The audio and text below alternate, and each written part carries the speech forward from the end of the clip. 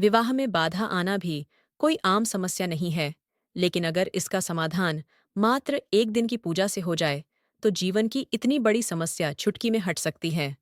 और यह पूजा आपको करनी है नवरात्रि के छठे दिन, माँ कात्यायनी की। राधे राधे। दोस्तों, जय श्री कृष्ण। आज हम जानेंगे कि कैसे माँ कात्यायनी आपकी सारी मनोकामना पूरी करेगी। बस आपको चुपचाप कुछ बातों का ध्यान रखते हुए मैं जैसे बताऊंगी वैसे ही आपको पूजा करनी है। इस बार माँ कात्यायनी की पूजा का दिन 26 सितंबर को आने वाला है। पूजा का सही समय ब्रह्म मुहूर्त में है। प्रातःकाल 4:30 से 5:15 तक। उसके बाद एक और मुहूर्त 11:45 से 12:32 तक है। और सबसे अच्छा मुहूर्त सायंकालीन पूजा का है, जो सबसे श्रेष्ठ समय माना जाता है, जो 06 से 7:15 तक रहेगा। यदि पूरे दिन पूजा करनी हो तो सूर्योदय से लेकर सूर्यास्त तक किसी भी समय कर सकते हैं, लेकिन ऊपर दिए गए मुहूर्त सबसे शुभ माने जाते हैं। नवरात्रि के 9 दिनों में हर दिन माँ दुर्गा के एक अलग स्वरूप की पूजा की जाती है। आज हम बात कर रहे हैं नवरात्रि के छठे दिन की, जो समर्पित है माँ कात्यायनी को। माँ कात्यायनी का स्वरूप वीरता, साहस और विजय का प्रतीक है। इनकी आराधना से साधक को शत्रु पर विजय प्राप्त होती है, विवाह में आ रही बाधाएं दूर होती हैं और जीवन में आत्मबल बढ़ता है। तो आइए, इस वीडियो में हम विस्तार से जानते हैं माँ कात्यायनी का जन्म कैसे हुआ, उनका स्वरूप कैसा है, पूजा कैसे करनी चाहिए, क्या सावधानियां रखनी है, माँ को क्या प्रिय है, और अंत में हम उनकी दिव्य कथा सुनेंगे। लेकिन इससे पहले, अगर आप हमारे चैनल पर नए हैं तो वीडियो को लाइक करें और चैनल को सब्सक्राइब जरूर कर दें। जानते हैं माँ कात्यायनी का जन्म कैसे हुआ। महर्षि कात्यायन अत्यंत महान ऋषि थे। उन्होंने घोर तपस्या कर आदिशक्ति से वर मांगा कि देवी स्वयं उनकी पुत्री रूप में जन्म लें। उनकी तपस्या सफल हुई और देवी ने वचन दिया कि वे उनके घर पुत्री के रूप में जन्म लेंगी। समय आने पर महर्षि कात्यायन के घर देवी ने जन्म लिया। इसी कारण इनका नाम पड़ा कात्यायनी। इसके पीछे एक और कारण छिपा है। महिषासुर नामक असुर ने देवताओं पर विजय प्राप्त कर ली थी और त्रिलोक में आतंक मचा रखा था। ब्रह्मा, विष्णु और महेश ने अपनी दिव्य शक्तियां मिलाकर एक तेजस्वी देवी की रचना की, जिनका जन्म महर्षि कात्यायन के घर हुआ। महिषासुर का वध करने के लिए ही मां ने इस रूप में अवतार लिया। इसलिए इन्हें मां कात्यायनी कहा जाता है। मां कात्यायनी का स्वरूप अत्यंत तेजस्वी और दिव्य है। इनके 4 हाथ हैं। ऊपर का दाहिना हाथ अभय मुद्रा, जिससे भक्त निर्भय होते हैं। नीचे का दाहिना हाथ वर मुद्रा, जिससे भक्तों को आशीर्वाद मिलता है। ऊपर का बायां हाथ कमल का पुष्प, जो शांति और सौंदर्य का प्रतीक है। नीचे का बायां हाथ तलवार, जो शक्ति और न्याय का प्रतीक है। इनका वाहन सिंह है, जो वीरता और साहस का प्रतीक है। इनके शरीर से स्वर्ण के समान आभा निकलती है। माँ का चेहरा करुणा से भरा हुआ है, लेकिन रूप अत्यंत वीर है। जब भक्त माँ का ध्यान करते हैं तो उनके मन से भय, संदेह और नकारात्मकता समाप्त हो जाती है। ये माँ दुर्गा का छठा रूप है।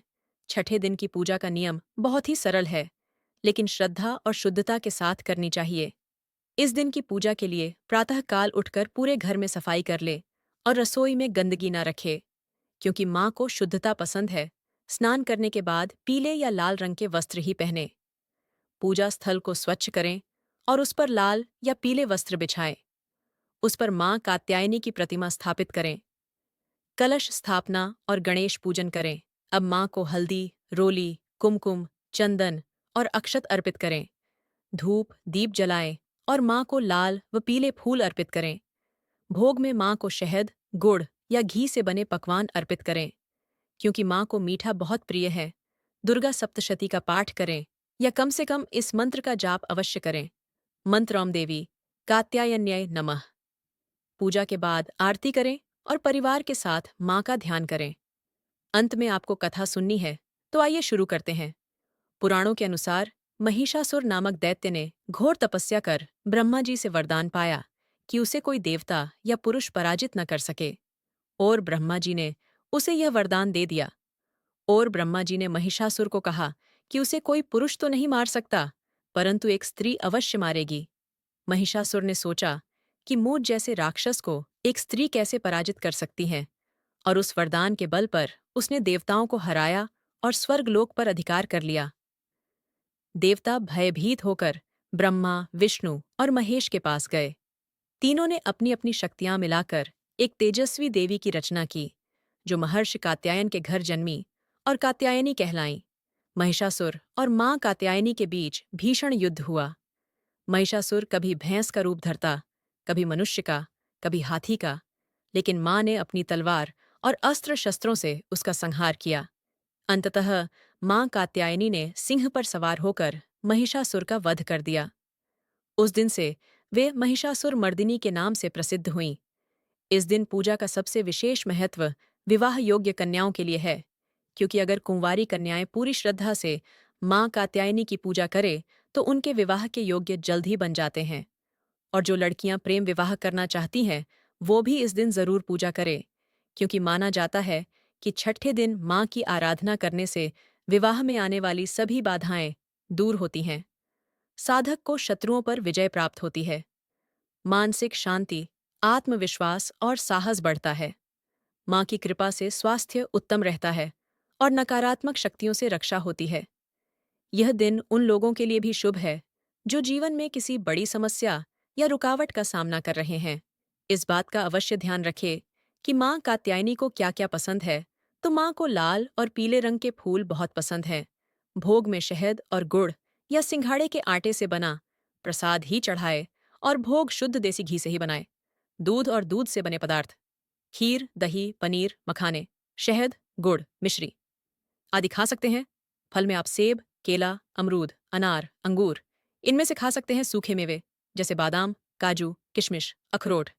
सिंघाड़ा आटा, कुत्तू आटा, राजगिरा आटा, सेंधा नमक वाला सात्विक भोजन, ये सब आप पूजा वाले दिन खा सकते हैं। माँ को कुछ चीजें बिल्कुल पसंद नहीं हैं, जैसे माँ कात्यायनी के दिन, नवरात्रि के छठे दिन भक्तों को भोजन में कुछ सावधानियां रखनी चाहिए। ये नियम पूरे नवरात्रि में माने जाते हैं, लेकिन छठे दिन माँ कात्यायनी की पूजा के समय इनका पालन विशेष रूप से शुभ माना गया है। लहसुन और प्याज तामसिक और राजसिक प्रकृति के माने जाते हैं। देवी की उपासना में इन्हें वर्जित किया गया है। मांसाहार और अंडे, किसी भी रूप में मांस, मछली, अंडा न खाएं। नवरात्रि में सात्विक भोजन ही शुद्ध माना जाता है। मद्य, शराब और नशा, यह नवरात्रि व्रत के पूर्ण विरुद्ध है।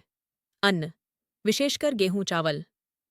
कई लोग नवरात्रि में केवल फलाहार करते हैं, इसलिए छठे दिन भी अन्न वर्जित होता है जिन्होंने नवरात्रि का व्रत रखा है।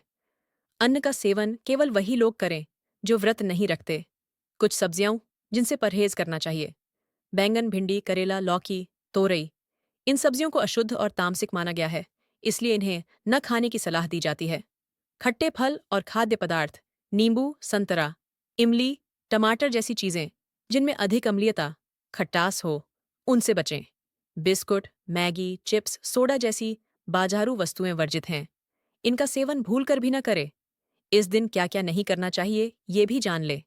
पूजा के समय काले कपड़े न पहने। माँ की उपासना करते समय क्रोध, लोभ, ईर्ष्या और कटु वचन से बचें।